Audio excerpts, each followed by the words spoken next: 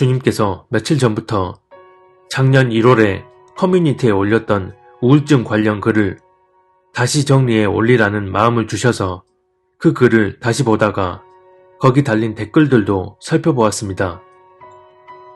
당시에 그 글을 막 썼을 때 주님이 이 글을 올리면 욕을 먹게 될 거라고 말씀하셨는데 그땐 주님의 그 말씀이 의아스러웠습니다. 우울증에 관한 자세한 내용은 다음 영상에서 올리도록 하겠습니다. 그런데 실제로 글에 달린 댓글들을 보니 그 전에 올렸던 글에 비해 악플의 비중이 많아서 조금 당황스러웠습니다. 대부분 자신이 지금 우울증을 겪고 있거나 과거에 우울증을 겪었던 사람들 또 자기 가족 등이 우울증을 겪는 등 우울증과 직간접적으로 관련된 이들이었는데 댓글의 내용들을 보면 우울증으로 고통받는 이들의 어려움을 네가 얼마나 알기에 그렇게 상처 주는 얘기를 하느냐. 교회 안에도 우울증으로 고통받는 이들이 얼마나 많은데 그럼 그 사람들이 다 온전치 못한 사람들이냐. 사랑 없이 판단하고 정죄하는 넌 우울증 한번 겪거나 보고 하는 소리냐 등등. 이런 식의 악플들이 대다수였고 심지어 아예 쌍욕으로 도배해 놓은 댓글도 있었습니다. 그런데 그 와중에 이런 댓글을 쓰신 분이 있었습니다. 100번 맞는 말씀이십니다. 제가 아직 어둠의 자식일 때 엄마가 우울증으로 자살하였고 예수님 믿고 1년 후에 오빠가 우울증으로 자살하였습니다. 예수님 믿고 새 삶을 살아온 지 11년 반이 되었고 그동안 성령님이 주체가 되어 제 본질의 영역을 청소시켜 오셨습니다. 우울, 분노, 거절감, 트라우마, 자격지심, 비교, 불평, 불만, 슬픔, 자기연민 등등 끝도 없이 올라오는 가정의 아픔과 상처와 더불어 삶의 어려움과 실망으로 인해 숨이 안 쉬어지던 때도 있었습니다. 네, 이겨내고 극복해서 죄에서 자유해지는 거 쉽지 않죠. 희생자 노래하면 편합니다.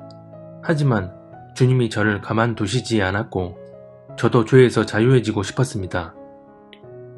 사단 또한 가만히 두겠습니까? 공격이 장난이 아니죠. 하지만 10년이 지난 지금 내 힘으로 불가능한 놀라운 일들이 일어나고 있습니다. 가정의 상처와 저주, 쓴뿌리가 회복되고 죄에서 자유해지며 주님을 더 잘 알아가게 되었습니다. 주님과 살아있는 관계에서 오는 참된 자유와 회복, 이것은 공짜도 아니고 쉬운 일도 아니더군요. 진짜 두렵고 떨림으로 나도 주님이 내 안에서 하시고자 하는 일에 목숨 걸고 협조해야 합니다. 전 이것을 자아부인이라고 생각합니다. 아직도 가야 할 길이 멀고 예수님이 기뻐 받으실 만큼 순결해지려면 멀었기에 오늘 또 싸웁니다. 이분의 댓글을 읽고서 느낀 두 가지가 있었습니다. 첫 번째는 메시지 내용과 직간접적으로 연관되어 있는 분들 가운데도 메시지를 있는 그대로 듣고 받아들일 사람들이 있다는 것이었습니다. 이 댓글의 내용만 보더라도 당시 얼마나 큰 고통과 아픔이 있었을지를 쉽게 직감할 수 있을 정도지만 그럼에도 과거의 경험과 자기 감정에 갇히지 않고 그런 자아적 요소들을 거스르며 진리 안에서 온전한 분별과 행동으로 나아간 경우입니다. 두 번째는 자기 감정을 컨트롤을 하지 못하고 감정에 지배당해 있는 이들에겐 메시지의 내용 자체가 전혀 중요치 않게 된다는 것이었습니다. 하나님에 대한 경외함이 있다면 반드시 스스로를 돌아보는 태도가 수반되기 때문에 자기 안에서 솟구쳐 올라오는 모든 자아적 요소들이 진리와 부딪히는 마찰이 생기게 되고 그로 인한 영적인 씨름이 있게 마련입니다. 만약 이런 영적 씨름을 하지 않는다면 그때그때 다르게 솟구쳐 올라오는 기분이나 감정 등에 그대로 휩싸여서 자신의 감정을 여과 없이 쏟아내게 됩니다. 이런 식으로 감정에 지배당하게 되면 진리적 기준에 의한 분별과 그에 따른 사고는 할 수 없고 미혹의 문을 활짝 열어주게 됩니다. 영적인 씨름을 한다는 것은 그런 내적인 마찰로 인해 힘겹지만 그럼에도 진리 안에서 나아가려는 중심이 표출되는 내적인 행동이라고 할 수 있습니다. 그래서 때론 감정이 나도 모르게 표출되기도 하지만 그게 진리적 기준으로 비춰볼 때 옳지 않은 말과 행동이었음을 바로 자각하고 다시는 그런 행동이 나오지 않도록 마음을 붙들고 주님의 도우심을 구하며 영적인 씨름을 해나갑니다. 하지만 영적인 씨름을 하지 않는 이들은 솟구쳐 올라오는 그런 내적 요소에 대한 필터링을 거의 하지 않기에 올라오는 족족 밖으로 다 쏟아내 버리고서도 이에 대한 자각도 없고 회개나 자성의 필요성도 거의 느끼지 못합니다. 우울증에 관한 메시지를 전했을 때 그걸 접하는 사람이 이 메시지 자체에 대한 객관적인 분별이 되느냐의 여부는 자신의 감정과 내적인 상태에 대한 영적인 씨름을 하는 사람과 그렇지 않은 사람의 차이가 매우 컸습니다. 만약 우울증을 겪는 이들에 대해 높은 마음을 품고 정죄하거나 악의적인 의도로 글을 쓰고 글 내용 또한 그랬다고 한다면 그로 인해 저는 하나님께 심판을 받을 것이고 사람들이 저를 비판하는 게 문제될 게 없었을 것입니다. 하지만 그 메시지 자체가 진리에 합당한지 아닌지를 말씀으로 기준 삼지 않고 자기 감정대로만 판단한다면 결국 그에 따른 보응은 악플을 다는 본인에게로 돌아가게 됩니다. 마가복음 7장 23절에 보면 모든 악한 것들은 사람의 속에서 나와서 사람을 더럽게 한다고 말씀합니다.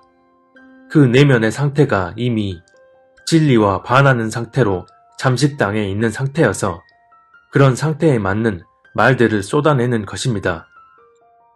하나님께서 저라는 사람을 사용하실 때 저에게 주신 성격을 바꾸셔서 사용하시는 게 아니라 있는 그대로 사용하시기에 그 모양이 조금 딱딱하고 투박해 보일 수 있습니다.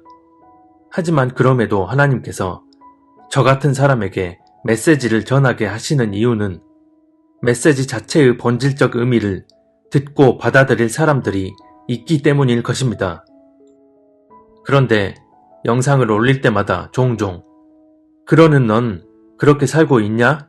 는 식의 공격적인 댓글을 다시는 분들이 있습니다. 그런 댓글을 볼 때마다 답답한 마음이 듭니다. 아주 잘못된 방향으로 포커스가 향해 있기 때문입니다.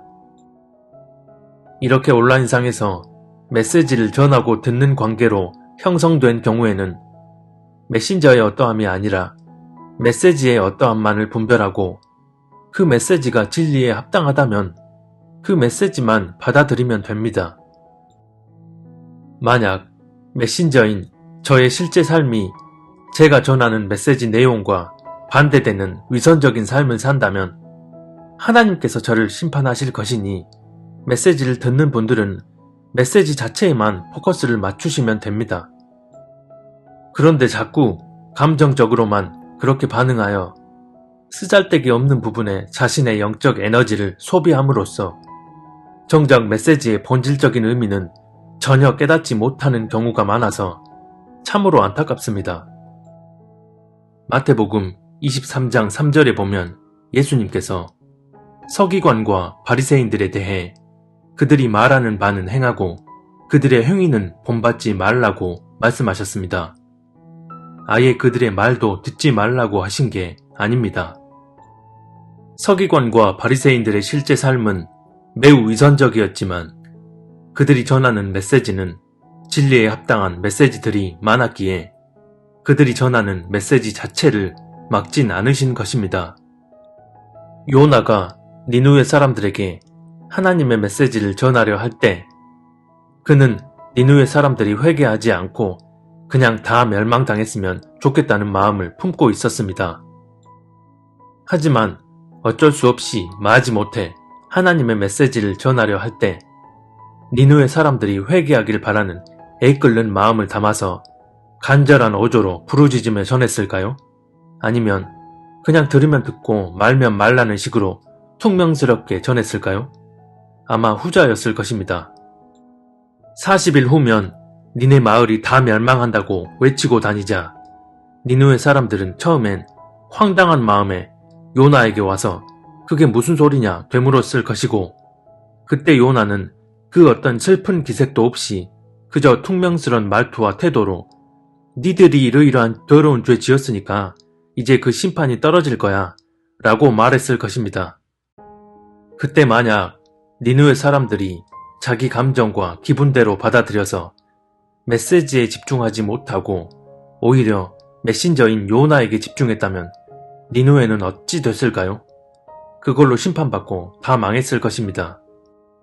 하지만 니누의 사람들은 요나가 어떤 말투와 태도로 전하느냐를 보지 않고 그 메시지 자체가 어떠한가에 집중함으로써 다 뒤집어지고 회개하는 역사가 일어났습니다. 요나처럼 대놓고 안 좋은 마음으로 메시지를 전해도 그 메시지 자체가 진리에 합당하다면 그 메시지를 받아들임으로 역사가 일어났는데, 전하는 메신저가 악의적인 마음에 기반한 게 아님에도 인간적 감정으로 메시지를 받아들이게 되면 그 사람을 통해 전하시려는 하나님의 뜻은 그렇게 받아들이는 사람들에겐 전해지지 못하게 됩니다.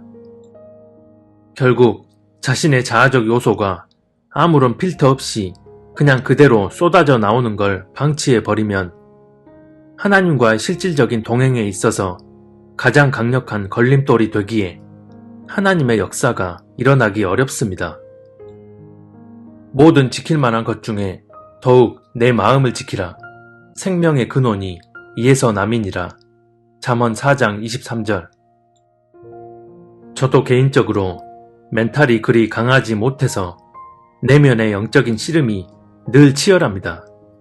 날마다 솟구쳐 올라오는 나약한 자아적 요소들을 마주하고 진리 안에서 늘 씨름하며 나아가지만, 이런 영적인 씨름을 하면 할수록 주님의 은혜는 그만큼 비례하여 더 크게 임하는 것을 경험합니다. 하나님은 은혜 베풀 자에게 은혜를 베풀고 긍휼히 여길 자에게 긍휼을 베풀어 주십니다. 날마다 우리 내면을 들여다보고 그런 연약하고 부족한 모습과 늘 씨름하면서 주님의 도우심을 구하는 자들에게 은혜와 긍휼을 허락해 주십니다.